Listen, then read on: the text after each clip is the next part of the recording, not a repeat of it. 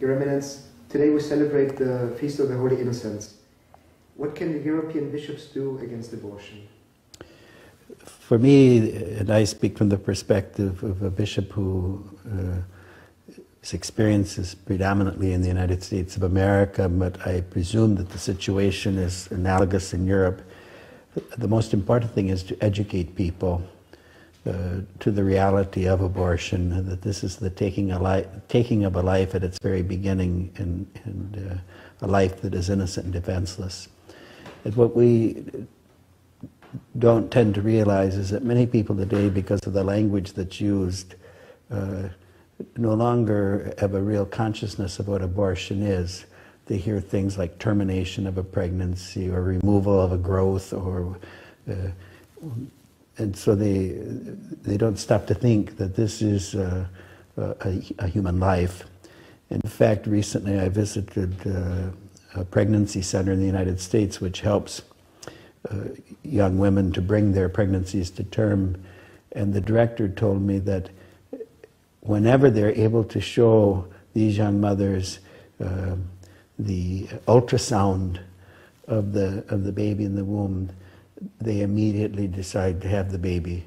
And they say to the director, and this may seem to us incredible, but they say, I never realized that this was a living human being. So I think the education is most important. And I think in conjunction with that is the appeal to the natural moral law. So oftentimes the bishops are silenced, or there's the attempt to silence bishops with the claim that the teaching on abortion is a peculiar belief of the Roman Catholic Church, and that therefore bishops are wrong to introduce this discourse into the public square, into civil discourse. But the fact of the matter is that the inviolability of innocent human life is part of the natural moral law that is written in every human heart, and so that bishops not only have the right to make this discourse in public and to insist upon the common good, which is secured first of all by the respect for human life itself, but they have the duty for the sake of the world that the Church is called to serve and to save, to announce this moral truth. And so I think those would be my two chief suggestions with regard to the ongoing battle for the defense of human life. Would be education, especially among the young, but in particular to help young people, young women who find themselves with a difficult pregnancy, and for that matter too, young men, to understand the reality of human life at its beginning and the intrinsic evil of destroying an innocent and defenseless human life. And then secondly, to insist with civil officials that if they are true servants of the common good, then they must first and foremost protect the right to life of the unborn. Thank you. Now, a completely different kind of question from another field is, as a diocesan bishop, what was your experience with the extraordinary form, which is now called the extraordinary form, of the Roman Mass? It was altogether positive, I must say. I took possession of the Diocese of La Crosse on February 22nd, 1995, and soon thereafter a group of the faithful asked to have a priest to celebrate the Mass according to what we now call the extraordinary form, and in those days it was called the Indult Mass. And the Mass was already being celebrated according to the extraordinary form. My predecessor had been generous in that regard, but the Mass was being offered by diocesan priests who were already very heavily burdened and the group of the faithful that wanted the Mass was large, and I needed to find a priest to help, and so I did.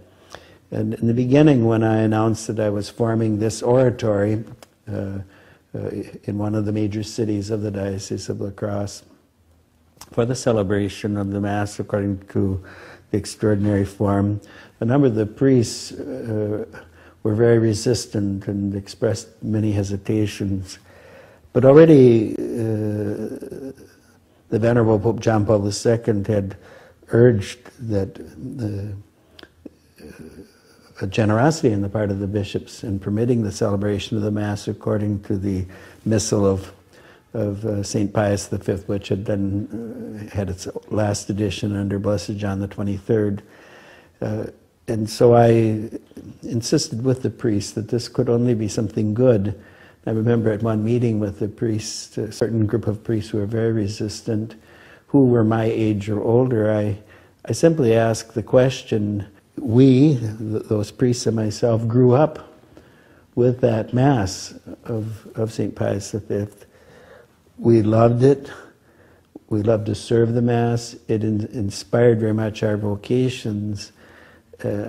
Why now should we not continue to appreciate deeply and love that rite without any negative comment with regard to the Novus Ordo or the rite of Pope Paul VI? In any case, that oratory was established in another oratory in another part of the diocese, and the faithful who assisted at the Mass according to the extraordinary form were very strong members of the diocese. There was a wonderful spirit among the faithful after they began to see that this was really an enrichment, not in some way a difficulty for the Church, but an enrichment to have the Mass celebrated according to the two forms. I was blessed to have the help of a congregation of secular canons, the Institute of Christ the King Sovereign Priest, which was founded in Gricigliano outside of Florence. They assisted me in La Crosse and they continued to have a very well-received apostolate there. And of course there are other groups too that assist. This and many diocesan priests as well.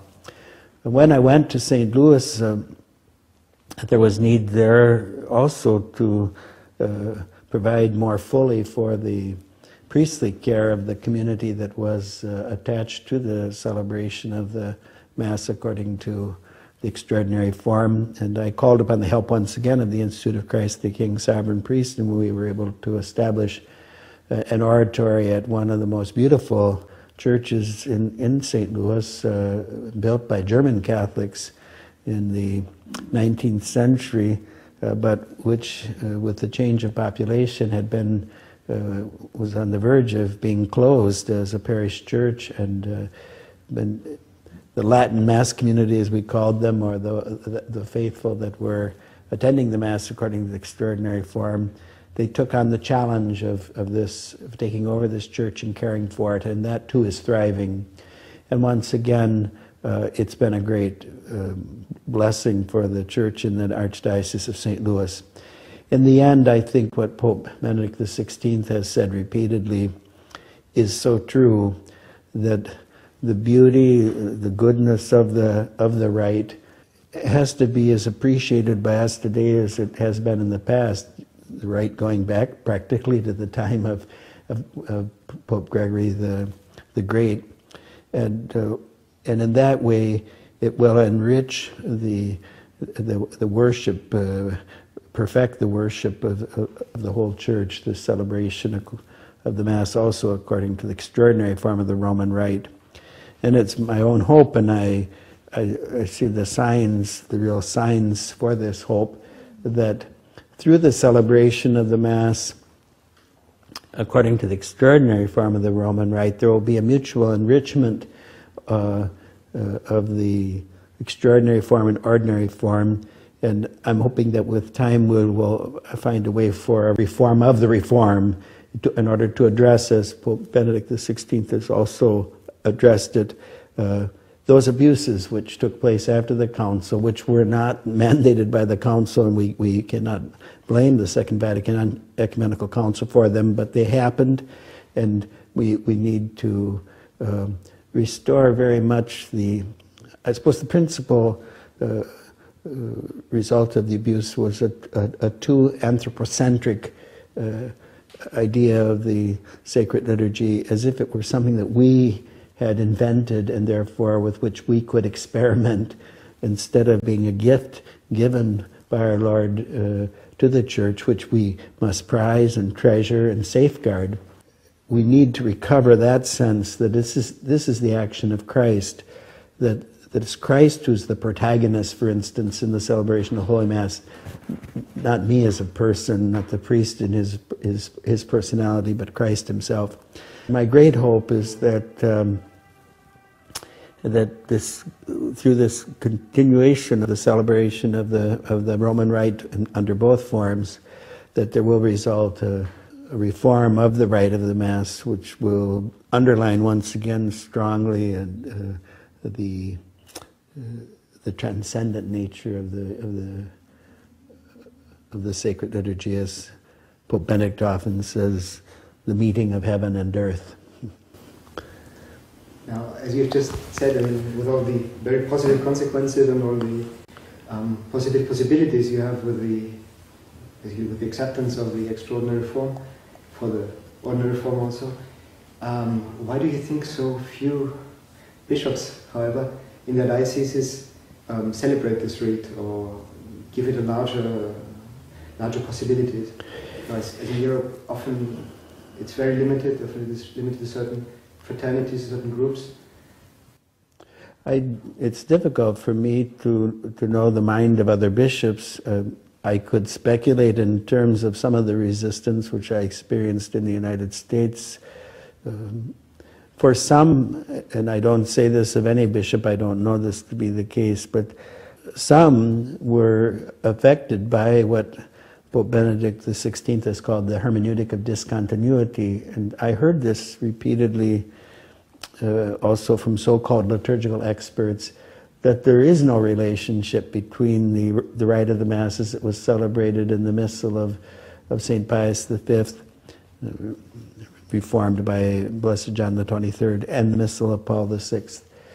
And if you hold that position, then it's clear that you can't accept the continued celebration of the so-called traditional Mass. But that's wrong, and the Holy Father has pointed this out, but there may still be bishops who are affected by that kind of thinking, that they believe that there was something fundamentally wrong with the way the Mass was celebrated up until the post-conciliar reforms, and therefore that it's even bad and it should be prohibited. So that could be part of it. Part of it too can be a resistance among certain priests and even some faithful, although in general I haven't found that the lay faithful find a great difficulty with the celebration of the Mass according to the two forms. But it can also be that the bishops feel that the priests won't accept this. And I mean, I have to admit that in my own experience, there were priests who resisted this very strongly and tried very much to discourage me from going forward with it. But I think we have to trust the wisdom of the Supreme Pastor of the Church, of the Roman Pontiff, who's asked us in Summorum Pontificum to carry forward this new legislation with the ample possibility of celebrating the Mass according to both forms, the extraordinary and the ordinary form. And when one does that, as I tried to do, and I don't say that I did it perfectly either, but when one does that, I found the result to be most positive for the Church. So a person has to trust that courageously going forward with what the Holy Father is asking of us will really bring a blessing to the Church. Those would be a couple of thoughts that I would have. It can be sometimes too that perhaps the bishop has had a bad experience with one or another individual or group who are, let us say, too zealous or not well informed with regard to the extraordinary form, but we shouldn't let ourselves be influenced by those kind of negative experiences. Well, this brings up another question concerning the will of the Holy Father in regard to the ordinary form of the Roman Rite. Many translations, as the original Latin words of the consecration state the pro multis. Many translations, the German one among others, translate für alle, that is for all. Yes. Now, what would you say, as these translations still persist, what should a priest do who is sort of torn between obedience to his bishop and obedience to the Holy Father? What should he actually pray, for example, in German or yes. another language? What a priest is held to pray is the approved text. And we can't also, for, let us say, good reasons, on our own, proprio marte, as they say in Latin, on our own, introduce changes into the rite of the Mass. And so you're held to celebrate the Mass according to the formula that is given in the approved text. Also, in the approved English version, it was for all. Now, with the new text that has been approved, it will be for many, pro multis. But even I, in the celebration of the Mass in English, now until the new translation goes into effect, which will be in Advent of this coming year of 2011, I continue to follow the rite as it's given in the official book. Now, if I don't know what the status is with regard to the German translation or other languages, but if in fact there is a resistance to changing the text, I think that the priest should make this known to the congregation for divine worship and the discipline of the sacraments, which assist the Holy Father in these liturgical matters. And I'm confident that the congregation would intervene to correct the situation. Well, there's another question that has come up due to recent developments too, concerning the form of communion in the Church. And recently, as the Holy Father in his Masses always gives the communion in this way, traditional Catholic way, it has recently been seen in St. Peter's that generally in the papal Masses, or even outside them, I don't know, this form has clearly been preferred to the communion in the hand. Has the communion in the hand been sort of abolished in St. Peter's, or has there been any directives? As far as I know, and again, it's not my area of responsibility, and so I would have to check with the authorities at the Basilica. As far as I know, there has not been any general directive, and I suspect, although I don't get a chance to observe this very much, that probably for the communion of the faithful, that many are still receiving in the hand from the priests who distribute. That being said, the Holy Father is giving a very clear lesson by his own insistence that the faithful receive kneeling and on the tongue. He's teaching us something. I mean, this is a decision which he obviously made with much thought and for good reasons. And so, to me, it is the case for us to teach the faithful once again about the reverence, due reverence for receiving Holy Communion, and to encourage them to consider a return to that traditional form of communion, kneeling and receiving Holy Communion on the tongue. Now, as long as the discipline exists in different countries which permits the faithful to receive communion in the hand, the priest cannot refuse to give Holy Communion to a person who extends his hands in the reverent and proper way to receive Holy Communion. But I think there's a a catechesis and instruction with regard to Holy Communion inspired by our Holy Father's action that we need to take up and to develop. Thank you very much. You're welcome. You're most welcome. Ideas.